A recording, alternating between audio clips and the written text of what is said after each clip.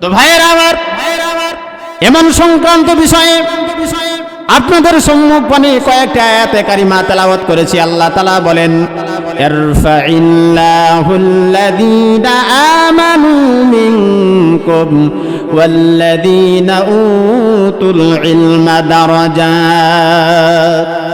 আল্লাহ রাব্বুল আলামিন বলেন, তোমাদের মধ্যে যারা ঈমানওয়ালা হবে, আমালি সলিহওয়ালা হবে, নেক কাজ সম্পাদনকারী যারা হবে, এদের মান সম্মান ইজ্জত আমি আল্লাহ তাআলা আকাশের চাইতেও বেশি পরিমাণে তাদেরকে বড় করে দিব। সুবহানাল্লাহ। ভাইরা আমার, হযরত আবু যর গিফারী রাদিয়াল্লাহু তাআলা আনহু সম্পর্কে একটা ঘটনা আছে। হযরত আবু যর গিফারী রাদিয়াল্লাহু তাআলা আনহু আল্লাহর নবীর সম্মুখ পানে দিয়ে তিনি একদিন হেঁটে যাচ্ছিলেন। ইন দি মিন টাইমে আল্লাহ রাসূলের কাছে হযরত জিবরাইল আলাইহিস সালাতু ওয়াস সালাম চলে আসলেন। আল্লাহ রাসূল বললেন, জিবরিল, কিভাবে তুমি আবু যরকে চেনো? এবার জিবরাইল আলাইহিস সালাতু ওয়াস সালাম বললেন, ইয়া রাসূলুল্লাহ, হাবিবাল্লাহ, তার মধ্যে এমন কিছু গুণ আছে যে গুণের কারণে শুধু আমি জিবরাইল না, আসমানের মধ্যে যত লক্ষ কোটি কোটি ফেরেশতা আছে সমস্ত ফেরেশতারা হযরতে আবু যর গিফারীকে চিনতে পারে। বলেন সুবহানাল্লাহ। আল্লাহর নবী বললেন, কি সেই দুই গুণ? এবার জিবরাইল আলাইহিস সালাতু ওয়াস সালাম বললেন, ইয়া রাসূলুল্লাহ, ইয়া হাবিবাল্লাহ, ওই যে আপনার সাহাবী হযরত আবু যর সব সময় সে সূরাতুল ইখলাস তেলাওয়াত করে। আপনারা কি পারেন? সূরাতুল ইখলাস তো পারেন ইনশাআল্লাহ। কুল হুয়াল্লাহু আহাদ আল্লাহুস সামাদ লাম ইয়ালিদ ওয়া লাম ইউলাদ ওয়া লাম ইয়াকুল লাহু কুফুয়ান আহাদ। ভাইরা আমার, এটা এমন একটা সূরা আল্লাহ তাআলা উম্মতে মুহাম্মাদের জন্য নাজিল করেছে। আল্লাহ তাআলা বলেন, একবার তেলাওয়াত করবা 10 পারা তেলাওয়াতের সমপরিমাণ তোমার আমলনামায় সওয়াব জমা করে দেওয়া হবে। সুবহানাল্লাহ জোরে বলেন। 2 বার পড়বা 20 বা 20 পারা তেলাওয়াতের সওয়াব আল্লাহ তাআলা সওয়াব দান করবে। 3 বার তেলাওয়াত করলে আল্লাহ পাক পুরা কোরআন খতমের সওয়াব আমলনামায় জমা করে দেয়। সুবহানাল্লাহ। ভাইরা আমার, উম্মতে মুহাম্মাদীকে আল্লাহ তাআলা কত ভালোবাসে, কত মহব্বত করে, ভালো করে শুনে নেন, ভালো করে শুনে নেন।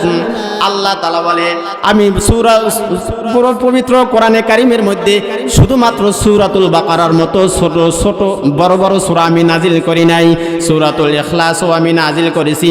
এমন কিছু কিছু সূরা আমি আল্লাহ তাআলা নাজিল করেছি, যারা দুর্বল ঈমানওয়ালা মুসলমান থাকবে, দুর্বল ব্রেনওয়ালা মুসলমান থাকবে, ওই সমস্ত সূরাগুলো দেখে কিংবা মুখস্থ যদি তেলাওয়াত করে আল্লাহ তাআলা তাদের আমলনামায় অসংখ্য অগণিত সওয়াব দান করে দেয়। সুবহানাল্লাহ। ভাইরা আমার, আমরা যদি অনেকে আছে হাফেজে কোরআন না, আমরা যদি বারবার এই পবিত্র কোরআন শরীফকে বুকে জড়াইয়া আমরা যদি বারবার তেলাওয়াত করে আর আফসোস করি, আল্লাহ তুমি হাফেজে কোরআনদেরকে কতই না সম্মান দিয়েছো, তুমি ইজ্জত দান করেছো। একজন হাফেজে কোরআনের যখন ইন্তেকাল হইয়া যায়, ওই ব্যক্তিটার কবরটুকু যেন সরাসরি জান্নাতের টুকরা হয়ে যায়। সুবহানাল্লাহ জোরে বলেন। ভাইয়েরা আমার, রংপুরের একটা ঘটনা বলছি। একটা হাফেজে কোরআনের ইন্তেকাল হয়ে গেল। ইন্তেকাল হইয়া যাওয়ার পর ওই এলাকার একটা গোরস্থান ছিল, যে গোরস্থানটার মধ্যে জঙ্গল আর জঙ্গল আর জঙ্গল, অসংখ্য অগণিত শিয়াল বসবাস করে। কোন লাশ যদি কবর দেওয়া হয়, ওই লাশকে মুহূর্তের মধ্যে শিয়াল উঠাইয়া খাইয়া ফেলে। কিন্তু একজন হাফেজে কোরআনের ইন্তেকাল হয়ে যাওয়ার পর এলাকাবাসী তাকে যখন দাফন করার জন্য ওই জঙ্গল যখন বেছে নিল, ভাইয়েরা আমার ভালো করে খেয়াল করেন, সে জায়গায় তাকে যখন কবরস্থ করা হলো, ঠিকই আগের নিয়ম অনুযায়ী শিয়ালের দলগুলো কবর থেকে সে লাশটা উঠাইলো। উঠানোর পরে তার হাতে পায়ে আঘাত করেছে, কিন্তু সেই হাফেজে কোরআনের সিনার মধ্যে মুখের মধ্যে কোনো আঘাত করে নাই। এটার কারণ হলো আল্লাহ তাআলা তার এই বক্ষের মধ্যে 30 পারা কোরআন দান করেছে। ঠিক কিনা জোরে বলেন। আল্লাহ তাআলা ছোট ছোট সূরা নাজিল করে দিয়েছে। বড় আফসোস যদি করেন যে দেখেন হাফেজে কোরআনদেরকে আল্লাহ তাআলা কাল কিয়ামতের ময়দানে ডাক দিবে, আসো সামনে আসো, দুনিয়াতে যেমনি ভাবে তেলাওয়াত করেছো ওইভাবে এক একটা করে আয়াত তেলাওয়াত করো, আর জান্নাতের এক একটা তালা তোমরা উপর দিকে উঠতে থাকো। ভাইয়েরা আমার, মুহাদ্দিসিনে কেরাম বলেন প্রত্যেক হাফেজ কোরআন যারা এই কোরআনের উপর আমল করেছে আল্লাহ তাআলা তাদেরকে একা করে জান্নাতের সর্বোচ্চ চূড়ায় অর্থাৎ 6666 তালায় তাদেরকে পৌঁছায় দিবে। কিন্তু সাধারণ জান্নাতি যারা থাকবে তারা কখনো কিন্তু ওই যে জান্নাতের সর্বোচ্চ চূড়ায় কখনো পৌঁছতে পারবে না। মুমিন মুসলমান ইমানদার আল্লাহর গোলাম, আমাদের মনে চায় যে আমরাও জান্নাতের সর্বোচ্চ চূড়ায় উঠি, ঠিক কিনা জোরে বলি? আমাদের মনে চায়, কিন্তু হাফেজ হতে পারি নাই, ছোট কালে মাদ্রাসায় পড়তে পারি নাই, ওই ব্যবস্থাপনাও ছিল না। আল্লাহর নবী বলেন তুমি যদি সব সময় কোরআন তেলাওয়াত করো, কোরআনকে সামনে রেখে তুমি যদি বারবার আফসোস করো, বারবার যদি আফসোস করো, আল্লাহ তাআলা এটার উসিলায় তোমার নামটা তলবে ইলমের খাতায় উঠায়া দেবে, ঠিক কিনা জোরে বলি? হিন্দুস্তানে একজন বুড়ি ছিল, কি ছিল জোরে বলে? বুড়ি তারিক জামিল সাহেব, উনি ওনার এক বয়ানের মধ্যে বলতেছিলেন হিন্দুস্তানের বুড়ি উনি খোদার কোরআন তেলাওয়াত করতে জানতেন না, কিন্তু বড় আফসোস করতেন, আল্লাহ এটা তোমার তো এমন এক কোরআন, এটা তোমার তো এমন এক কিতাব, যে কিতাবকে যদি তেলাওয়াত করা হয় নীরবে যেন তোমার সাথে কথা বলা হয়ে যায়। কিন্তু আল্লাহ আমার তো এমন কোনো চোখ নাই, আমার তো এমন কোনো দক্ষতা নাই যে দক্ষতার বিনিময়ে আমি কোরআনকে তেলাওয়াত করতে পারবো। আল্লাহ আমি তো পারি না। এ বুড়ি সব সময় বড় আফসোস করে খোদার কোরআনকে বুকে নিয়ে, খোদার কোরআনকে সামনে নিয়ে তার চোখের পানি কোরআনের উপর ফালাইতো, আর এই শাহাদাত আঙ্গুলি প্রতিটা আয়াতের এবং লায়ানের মধ্যে হাতকে বুলাই তার বলতো কি, হাদা কালামি রব্বি, হাদা কালামি রব্বি, হাদা কালামি রব্বি। সুবহানাল্লাহ ধরে বলে, মানে এটা হচ্ছে আমার প্রভুর কোরআন, এটা হচ্ছে আমার প্রভুর কিতাব। বুড়ির যখন ইন্তেকাল হয়ে গেল, ওই এলাকার একজন বুজুর্গ স্বপ্ন দেখে এই আফসোস করার কারণে আল্লাহ তাআলা ওনাকে মাফ করে দিয়ে জান্নাত দান করেছে। সুবহানাল্লাহ জোরে বলেন না? আল্লাহু আকবার কাবীর।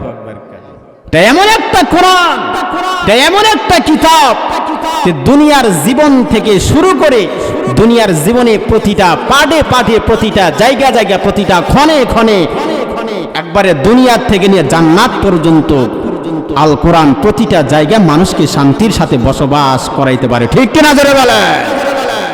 আজকে আমাদের সমাজ দেশে আমাদের মধ্যে কোরআনের আইন এবং কোরআনের বিষয়াদি চালু না থাকার কারণে সাধারণ মানুষ রাস্তা দিয়ে হাইটা যাইতে পারে না, পিস্তল নিয়ে পিছন দিয়ে গুলিগিরা তাকে জায়গাতে ডেট ফেল করে দেয়, ঠিক কিনা জোরে বলে?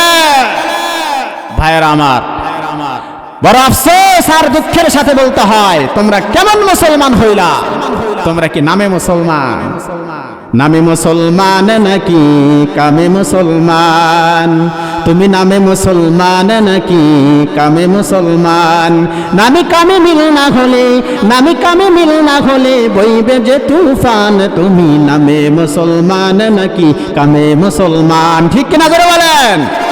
নাম রেখেছে আব্দুর রহিম, কালমা জানে না, এই সমাজে এমন লোকের সংখ্যা অগণা, ঠিক কিনা জোরে বলেন? নামে মুসলমান নাকি কামে মুসলমান?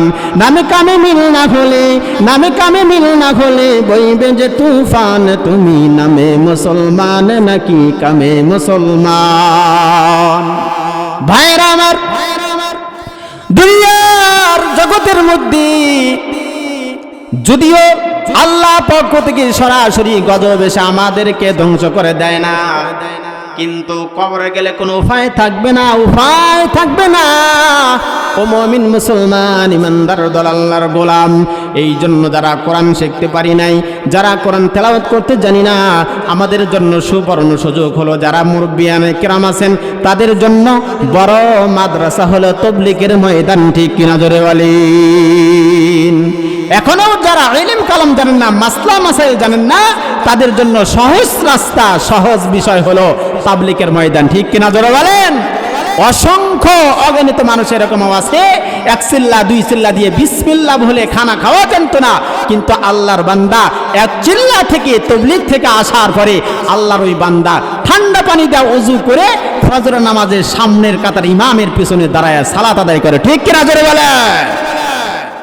ভাইয়েরা আমার, মনে আছে হযরত আবু যর গিফারির কথা মনে আছে? ভাইয়েরা আমার, তা আল্লাহর কাছে ওনার এত দাম কি জন্য? তার মধ্যে এক নাম্বার গুণ ছিল, উনি সব সময় সূরাতুল ইখলাস তেলাওয়াত করত। কি করত জোরে বলেন? সূরাতুল ইখলাস তেলাওয়াত করত। তা আমাদের যাদের মুখস্থ আছে তো আলহামদুলিল্লাহ সব সময় তেলাওয়াত করব। হাটে বাজারে চলার সময়, যাওয়ার সময় আমরা সূরাতুল ইখলাস তেলাওয়াত করব।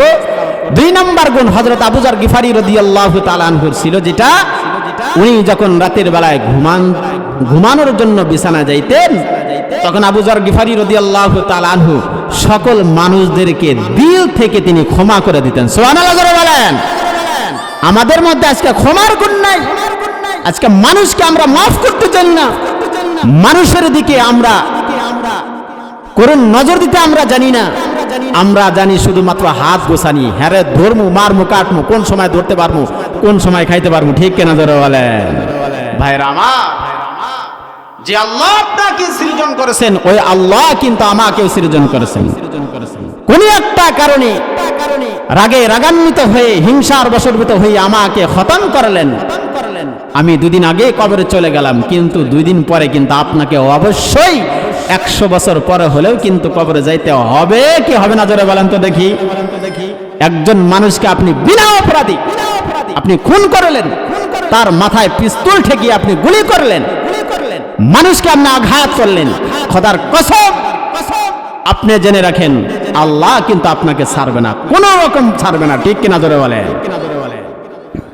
এই জন্য ভাইয়ের আমার, সাহাবায়ে কেরামদের সবচাইতে বড় বৈশিষ্ট্য ছিল, আমাদের আকাবির আসলাফদের সবচাইতে বড় বৈশিষ্ট্য ছিল মানুষদেরকে বেশি বেশি ক্ষমা করে দেওয়া। কি করে দেওয়া জোরে বলেন? ক্ষমা করে দেওয়া। তো ভাইয়ের আমার, কোরআনের নিসবতে থাকা যায়। আল্লাহ রাসূলের যুগে সবচাইতে বিশ্ব সন্ত্রাস ইসলাম গ্রহণ করার আগে কে ছিল? হযরত ওমর রাদিয়াল্লাহু তাআলা আনহু ছিল। ঠিক কিনা জোরে বলেন? ইসলাম গ্রহণ করে নাই, তার ভয়ে মক্কার মধ্যে এমন কোন লোক ছিল না যে প্রকাশ্যভাবে আযান দিয়ে সালাত আদায় করবে, প্রকাশ্যভাবে কালিমার দাওয়াত দিবে, প্রকাশ্যভাবে নামাজ পড়বে, কোরআন তেলাওয়াত করবে। এমন কি আল্লাহর নবীজি মুহাম্মদুর রাসূলুল্লাহ সাল্লাল্লাহু আলাইহি ওয়াসাল্লামও গোপনে গোপনে ইসলামের দাওয়াত দিয়েছেন। ঠিক কিনা জোরে বলেন? কেমন বড় সন্ত্রাস ছিল! আব্দুল্লাহর ছেলে মুহাম্মদ কালিমার কথা বলে আমাদের ধর্মের মধ্যে ফাটল লাগাই দিতেছে, আমাদের বাপ দাদার ধর্মে চুনকালি লাগাই দেয়, তাকে দুনিয়ার জমিনে রাখবো না, দুনিয়ার জমিন থেকে খতম করে দিব, এমন একটা মন মানসিকতা নিয়ে, নাঙ্গা তলোয়ার নিয়ে, খোলা তরবারি নিয়ে আল্লাহ রাসূলের কল্লাটাকে দ্বিখণ্ডিত করার জন্য চলে আসে। নাউযুবিল্লাহি মিন যালিক। ইন দি মিন টাইমে পথের মধ্যে আসতেই দেখে যেটা ফয়সালার করার জন্য যাবে ওইটা তো নিজের ঘরের মধ্যে ঢুকে রইছে। ওমর রাদিয়াল্লাহু তাআলা ইসলাম গ্রহণের করুণ কাহিনী, করুণ ঘটনা আমরা সকলে জানি, সেটা বলা উদ্দেশ্য নয়, কিন্তু কথা হলো একজন বিশ্ব সন্ত্রাস, একজন সবচেয়ে বড় উগ্র মেজাজ ব্যক্তিত্বও কিন্তু ইসলামের ছায়াতলে, ইসলামের প্ল্যাটফর্মে আসার কারণে সবচেয়ে বড় দামি হয়ে যায়। ঠিক কিনা জোরে বলেন? ভাইরা আমার, ওমর রাদিয়াল্লাহু তাআলা আনহুকে বলল, কোথায় যাচ্ছেন? কয় ফয়সালা করার জন্য যাচ্ছি। কয় ফয়সালা করার আগে নিজের ঘরে ঢোকেন, দেখেন নিজের বোন এবং বোন জামাই কোরআন তেলাওয়াত করতেছে। আরে কি পড়ো? কয় না, এটা দেখানো যাবে না, তুমি আগে ওযু গোসল করে আসো। নিজের বোনকে মারে নাই, বোন জামাইকে মাইরা রক্তাক্ত করছে। রক্তাক্ত করে লাভ কি? কোনো লাভ হবে না, কারণ ইমানের নূর যেটার মধ্যে ঢুকাইছি সেটা আর কোনো সময় বের হতে পারে না। ভাইরা আমার, তেলাওয়াত শুনছে, কয় এটা তো সাধারণ মানুষের কোনো কথা হতে পারে না, এটা পৃথিবীর কোনো জিনপুতের কোনো কথা না, এটা কোনো কবির কথা হতে পারে না। যখন শুনছে, শোনার পরে মন গলে গেছে, আল্লাহ রাসূলের কাছে গিয়া কালিমা পড়ে মুসলমান হয়ে গেছে। সুবহানাল্লাহ জোরে বলেন। তো ভাইয়ের আমার, ওমর রাদিয়াল্লাহু তাআলা আনহু সবচাইতে বড় সন্ত্রাস ছিল ইসলাম গ্রহণ করার আগে, কিন্তু ইসলাম গ্রহণ করার পরে আল্লাহর রাসূল বলেন আমার ঘরে কেউ যদি নবী হইতো, নবী কি হইতো জোরে বলেন? হযরতে ওমর।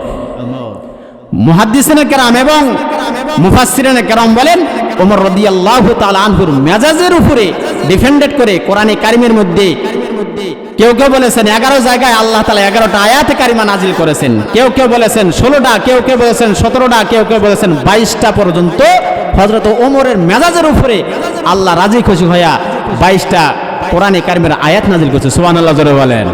তা আমরাও যদি দামি হতে চাই, আমরা তো দেখা গেছে কোরআনের নিসবতে আসতে পারে নাই, আজকে থেকে তওবা ইলাল্লাহি তাওবাতান নাসুহা, খাঁটি দিলে তওবা করে এই যে মাদ্রাসা আছে, আমরা যদি মাদ্রাসার মুদাররিসদের কাছে, মাদ্রাসার হুজুরদের কাছে যদি আমরা এসে আমরা যদি ওযুর ফরজ শিখি, গোসলের ফরজ শিখি, নিজের সন্তানকে ইলম অর্জন করার জন্য যদি আমরা মাদ্রাসায় পাঠায় দেই, হতে পারে এটার উসিলায় আল্লাহ তাআলা আমাকে আপনাকে মাফ করাইতে পারে। ঠিক কিনা জোরে বলেন তো দেখি, ঠিক কিনা জোরে বলেন।